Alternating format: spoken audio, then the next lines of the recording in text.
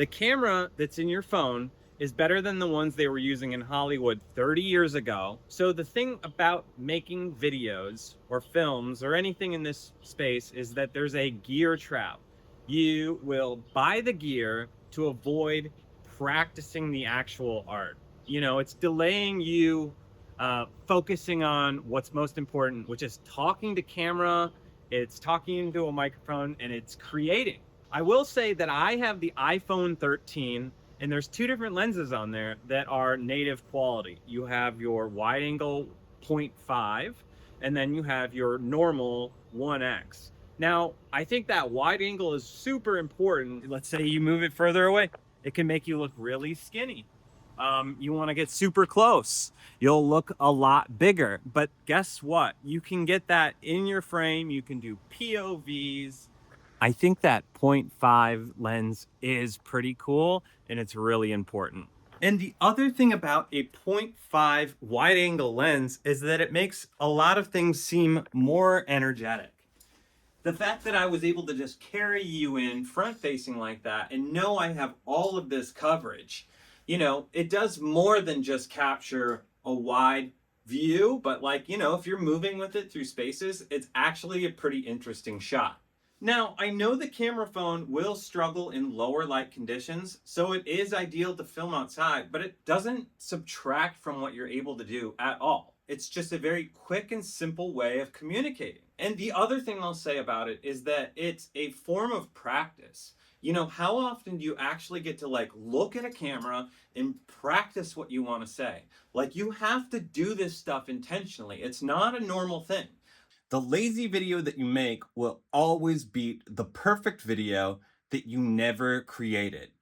Just think about it. There's just always this trap of falling into buying more gear or having a super clean setup, or, you know, anything can come up where, you know, that's going to be in the way of creating your content. So I think that, you know, something you can do to practice is to time yourself and see how fast you can get your video footage into a rough sequence. You know, it doesn't have to be your final sequence. So to be able to get that content into the sequence and having it make sense as a story within 30 minutes, that means that you storyboarded, it means that you shot it well and in sequence, and then, you know, it tells you you're actually practicing. You know, you'll be able to see, oh, well, I didn't execute that idea that well, or maybe that shot wasn't as good as I thought it would be.